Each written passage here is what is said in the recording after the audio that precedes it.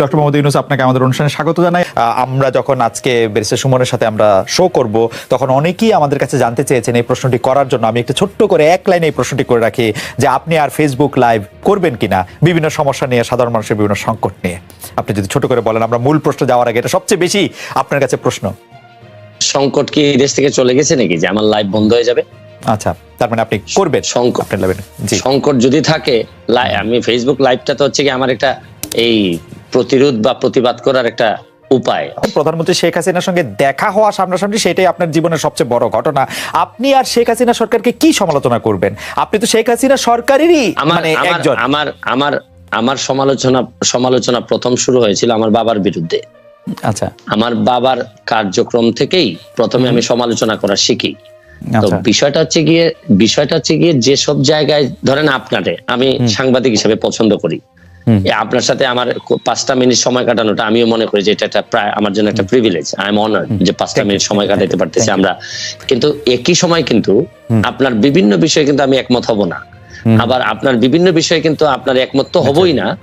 মানে বিনয়ের সাথে আমি আপনার সাথে চরম ভাবে বিরোধিতা করব। আমি কিন্তু বিষয়টা কিন্তু এরকম যে আমি হয়তো আপনার পক্ষে না, আপনার সাথে একমত না, কিন্তু আপনি যাতে আপনার পক্ষ কথা বলতে পারেন, এটার স্বাধীনতা আমি স্বাধীনতায় বিশ্বাস করি। সুতরাং এখানে বুঝতে হবে যে জননেত্রী শেখ হাসিনা সরকার প্রধানের সাথে সাথে উনি বঙ্গবন্ধু কন্যা। বঙ্গবন্ধু কন্যা জাতির জনকের কন্যা। উনার সাথে কিন্তু উনার কয়েকটা আইডেন্টিটি আছে, আপনারা হয়তো অনেকে একসাথে করে ফেলেন। আমার কাছে কিন্তু দেখেন, আমি কিন্তু এই এমপি হওয়ার আগেই বাংলাদেশ আওয়ামী লীগের প্রচার সম্পাদক যিনি বর্তমানে, তার বিরুদ্ধে মামলা হয়ে বাদী হয়ে কিন্তু আমি মামলা করেছি। সুতরাং আমি আওয়ামী লীগ করি, আওয়ামী লীগকে বঙ্গবন্ধুর আদর্শকে ধারণ করি, বহন করি, কিন্তু যেসব জায়গায় আমার সমালোচনা করার, যেসব জায়গায় আমার প্রতিবাদ করার, এই জায়গায় তো আমি বন্ধ হয়ে নাই বা আমি কখনো আটকে থাকি নাই, বা চেষ্টা করছি, আমি যতটুকু পারছি আমি চেষ্টা করছি। এইখানে বঙ্গবন্ধু কন্যার সাথে দেখা করতে পারাটা আমার জন্য একটা সম্মানের। এইখানে আপনারা মিলাই ফেলবেন না, কিন্তু উনি সরকার প্রধান যখন হবেন তখন সরকারের দায় যতটুকু থাকবে, যতটুকু উনার নেয়ার বিষয় আছে, এখানে আমি হয়তো উনাকে বলবো যে মাননীয় নেত্রী, এখানে আমার মনে হয় কাজ করার সুযোগ আছে। আমার হয়তো বলার এখানে একটা জিনিস হয়েছে কি, এবার সংসদে আপনি কখনো কোনো খারাপ ভাষা হয়তো শুনবেন না, বকাবকি শুনবেন না, গালাগালি শুনবেন না। এইবারের সংসদ হবে ভদ্রলোকের সংসদ। এখানে আপনি দেখবেন, কিন্তু বিরোধিতা কি হবে, মানে আপনি মনে করছেন চরম বিরোধিতা হবে। কিন্তু আপনি তো অরিজিনালি নৌকা, মানে আপনি নিজেও নিজেরে বলেন, এমনিও বলেন। না, এইখানেই প্রবলেমটা হচ্ছে গিয়ে আমি বঙ্গবন্ধুর আদর্শকে ধারণ করি, এবং আদর্শকে ধারণ করা মানে কি, মানে হচ্ছে গিয়ে উনার যে আদর্শটা আছে, এইটা আমাদের একটা কনস্টিটিউশনের মতো, যে হাইকোর্ট কিন্তু কনস্টিটিউশনকে মানে, কিন্তু যখনই কনস্টিটিউশন ভায়োলেট করার বিষয় আসে তখন কিন্তু হাইকোর্ট একটা রুল দিয়ে দেয়। তো বিষয়টা হচ্ছে গিয়ে যে আমার এই জায়গাটা ঠিক রেখে আমার দেশটাকে বাঁচানোর জন্য, দেশটাকে ভালো করার জন্য আমার যে সব জায়গায় নক করতে হবে, এইসব জায়গায় আমি স্বতন্ত্র হিসেবে আমার তো আরো স্কোপ আরো বেড়ে গেল। রাইট। বঙ্গবন্ধুর আদর্শের কোষ্ঠী পাথরে এই বিরোধী দলের নেতা নেত্রীদের জেলে রেখে ইলেকশন করাটা কেমন আসলে? সাইদুল হক, আমি আপনার কাছ থেকে জানতে চাইবো যে সত্যি সরকার চায়, এবং একটি ফর্মুলা এসছে যে আমরা আসলে, আমি বারবার এই ফর্মুলাটি আসলে সরকার যারা সমর্থক, সাংবাদিক, বুদ্ধিজীবী, তাদের কাছে শুনছি যে বাংলাদেশে নাকি দেখতে হবে এরকম একটি ছাঁকনি দিয়ে যে কারা আসলে স্বাধীনতার সপক্ষের শক্তি, কারা স্বাধীনতার সপক্ষের শক্তি দুই, তারাই আসলে সরকারি দল বা বিরোধী দল থাকবে, বাকিরা সব বাদ পড়ে যাবে। এইটি সম্পর্কে আপনার একটু মতামত জানতে চাইবো। না, আমি মতামত জানতে চাইবো যে সরকার কি সত্যি সব দলকে জাতীয় দল হিসেবে দেখতে চায় কিনা, আপনি এটি কি মনে করেন? আরেকটি প্রশ্ন করব যে আমি দেখলাম যে আওয়ামী লীগ সভানেত্রী যাদেরকে নমিনেশন দিয়েছেন তাদের মধ্যে অন্তত 60 জনের বেশি লোক হেরেছেন, 70 জনের মতো হেরেছেন। এটি কি আপনি সাংঘাতিক রকমের poor and bad and wrong judgement মনে করেন কিনা আওয়ামী লীগের সভানেত্রীর কাছ থেকে? আমি প্রথম প্রশ্নের জবাবে আগে আসি যে সরকার কি এটি চাচ্ছে কিনা যে Awami League B, Awami League C, Awami League D তৈরি হোক বাংলাদেশে? দেখেন, আমি যে উত্তরটা শুরু করার সময় একটা কথা বলতে চাই যে আমি পড়ছিলাম ছোটবেলায় যে অধিকার ছাড়িয়ে দিয়া অধিকার রাখিবার মতো বিড়ম্বনা নাই, বৈধতা দিলেন। এটা হচ্ছে কি আমি ব্যক্তিগতভাবে মনে করি, আপনারা দ্বিমত করতে পারেন না, এটা আমার মত হচ্ছে কি যে আমি যখন যে নির্বাচনে যান, আমি আপনার কাছে ক্ষমতা দিয়ে দিলাম, ভাই যান, আপনি আপনার সাথে আমি নাই, আপনার আন্ডারে আমি নির্বাচন করব না। তারপরে এই নির্বাচন কিরকম হয়েছে এটা নিয়ে তর্ক বিতর্ক করা, আমি আমার জায়গায় স্ট্যান্ডিং থাকবো যে আমি শুনেন, আমি যে কারণে আপনার আন্ডারে নির্বাচন করতে চাইনি, এইটা নিয়ে আমার বিভিন্ন বৈধতা থাকতে পারে, যৌক্তিক ও যৌক্তিক দাবি থাকতে পারে। এই দাবি কিন্তু এখন আর উনাদের কিন্তু এখন আর এই জায়গা নাই। যেমন ধরেন আমি স্বতন্ত্র, কিন্তু স্বতন্ত্র হইল দুইটা জায়গায় আমার, আপনি আমাকে আনকম্প্রোমাইজিং।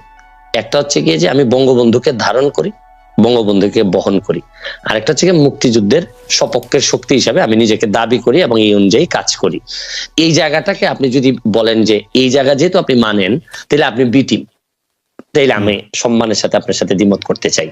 আমার প্রশ্ন হচ্ছে গিয়ে যে বাংলাদেশে এই দুইটা জিনিস না মানার পরে আমার কাছে মনে হয় যে এটা খুবই হতাশাজনক। আপনার সাথে আমার আর বক্তব্য চলে না। ওকে, কারণ আমি এই জায়গায় কোন ধরনের কম্প্রোমাইজ আমি করব না, বরং বিরোধী দল যারা করবেন, ধরেন বিরোধী দল বঙ্গবন্ধুর যিনি মানবেন না, তিনি আসলে এই দেশে জাতির জন্য কে যিনি মানবেন না, বা এই তখন তো বিরোধী দলের আমার এই কনসেপ্টটা আমার কাছে খুবই হেইজি মনে হয়। একটা ছোট ছোট কয়েকটা প্রশ্ন করতে পারি। এক নম্বর প্রশ্ন হচ্ছে, আপনি ছোটই করবেন, আমি জানি আপনি ছোটই করবেন, আমি জানি এই ব্যাপারে আমার অভিজ্ঞতা আছে। আপনি বলেন। জি, আপনি কি মনে করেন কিনা এই সরকার গত 15 বছর ধরে, গত 5 বছর ধরে বঙ্গবন্ধুর আদর্শ ধারণ করে?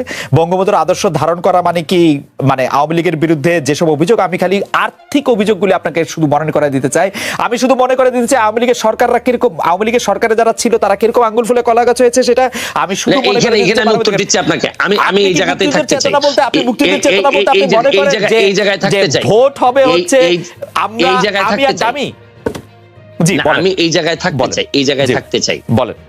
এই যে দুর্নীতি, জি, দুর্নীতি হচ্ছে কি শরীরটার মধ্যে নিজের শরীরে ক্যান্সার হওয়ার মতো, যে জায়গাটাতে ক্যান্সার হবে এই জায়গাটা কেটে ফেলতে হবে। এখন আপনি এইসব বিষয়ে আমি সারা দিন আপনার সাথে আলোচনা করতে রাজি। বঙ্গবন্ধুর চেতনা, বঙ্গবন্ধুর আদর্শ মানে একই সাথে আপনি এই কথা বলে আপনি দুর্নীতি করতে পারবেন না। এই দুর্নীতি যেদিন আপনি করবেন তখন আপনার এই জায়গাটাকে আপনি আসলে রীতিমতো আপনি এই জায়গাটাকে নষ্ট করে দিলেন। এই ব্যাপারে আপনার সাথে আমার কোনো দ্বিমত নাই। ধরেন আপনি দুর্নীতি বলেন, সন্ত্রাস বলেন, মাদক বলেন, এইগুলা তো আলটিমেটলি আমাদের যেভাবে কনস্টিটিউশনের বাইরে যায়, বঙ্গবন্ধুর আদর্শের বাইরে যায়। এই ব্যাপারে আমি কিন্তু আপনার সাথে কোনোভাবেই দ্বিমত করব না। এবং এই কারণেই আমার যে ব্যারিস্টার সুমন হয়ে ওঠার যে গল্প, এখানে কিন্তু দেখেন আমার আওয়ামী লীগ করেও আওয়ামী লীগের প্রচার সম্পাদকের বিরুদ্ধে আমি মামলায় বাদী। আমি আওয়ামী লীগ করেও আমি যতজন মন্ত্রীর বিরুদ্ধে আমি কথা বলছি, সবই হচ্ছে গিয়ে দুর্নীতি সংক্রান্ত বিষয় নিয়ে আমি কথা বলছি। আমি বলছি যে এটা কোনোভাবেই বঙ্গবন্ধুর আদর্শ হইতে পারে না।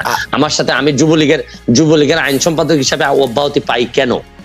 আপনি এটাও জানেন যে আমি যুবলীগের আইন সম্পাদক, আপনি প্রথম আমার ইন্টারভিউ নেন যুবলীগের আইন সম্পাদক হওয়ার পর। আমার অব্যাহতির কারণটা কি ছিল? আমার কারণটা ছিল আমি বলছিলাম যে একজন ওসি সাহেব আওয়ামী লীগ করার দরকার নাই। আমি বলছিলাম যে উনার এই মিছিল মিটিং করার দরকার নেই, আওয়ামী লীগ করার জন্য যথেষ্ট পরিমাণ মানুষজন আছে। কিন্তু এই ক্ষেত্রে তারপর আমাকে অব্যাহতি দেওয়া হলো। এখানে একটা মিসআন্ডারস্ট্যান্ডিং থেকেই যায়।